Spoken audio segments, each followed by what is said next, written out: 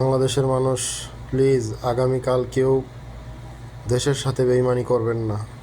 সবাই রাস্তায় নামুন, সবাই আন্দোলনকে কার্যকর করুন, আন্দোলনে অংশগ্রহণ করুন, এই স্বৈরাচারী শেখ হাসিনার পতন ঘটান।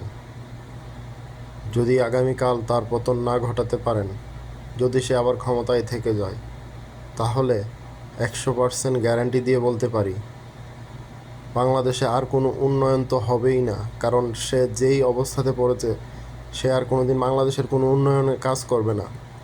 দেশের মানুষকে মামলা হামলা করে মারধর করবে, জেলে ভরে রাখবে। যারা আন্দোলন করেছে তাদের বংশসহ 14 গোষ্ঠীসহ তাদেরকে জেলখানায় ঢুকাবে। এবং যারা সোশ্যাল মিডিয়াতে প্রতিবাদ করেছে তাদেরকে সহ চিহ্নিত করে জেলখানায় ঢোকাবে। তো দেশের মানুষের কাছে অনুরোধ, আপনারা সবাই এই স্বৈরাচার সরকার থেকে দেশকে বাঁচান। তা না হলে এই সরকার আর কোনো উন্নয়নমূলক কাজ করবে না এবং দেশটাকে বিক্রি করে দেবে। কারণ দেখেন, আপনারা সবাই চিন্তা করে এই সরকারের কে আছে উত্তরসূরি যে সরকার প্রধান হবে? আবার তার ছেলে, সে ভালো করে বাংলা বলতে পারে না, তাকে কে সরকার প্রধান হিসাবে গ্রহণ করবে? কেউ গ্রহণ করবে না।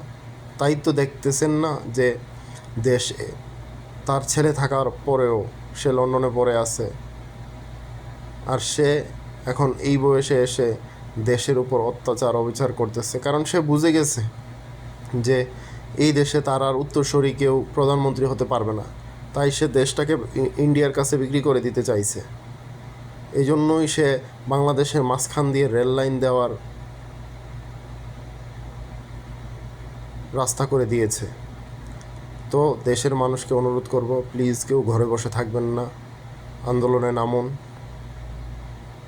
ঢাকার দিকে এগিয়ে যান, গণভবন ঘেরাও করুন। তা না হলে প্রস্তুত থাকুন, প্রতিটা মানুষ এই স্বৈরাচারের হিংস্র থাবা থেকে কেউ বাঁচতে পারবেন না। আপনারা জানেন না হয়তো, সে যদি এবার ক্ষমতায় থেকে যায় তাহলে দেশটাকে কবরস্থান বানিয়ে ফেলবে। এমনিতেও সে বাংলাদেশকে ভালোবাসে না। আমরা এমন সরকার চাই না যে সরকার দেশটাকে তার বাবার সম্পত্তি মনে করে। আমরা এমন সরকার চাই যে সরকার বলবে যে দেশটা জনগণের, দেশ কারো বাবার সম্পত্তি না।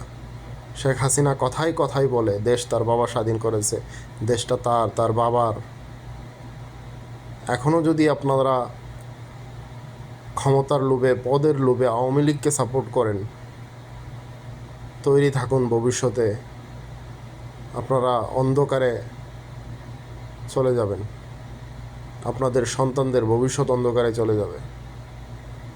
একটা কথা চিন্তা করুন, আপনারা আপনাদের ভবিষ্যৎ প্রজন্মের জন্য কি রেখে যাচ্ছেন? এই স্বৈরাচারী সরকার, একবার নিজের বিবেককে প্রশ্ন করুন। ধন্যবাদ। আসসালামু আলাইকুম।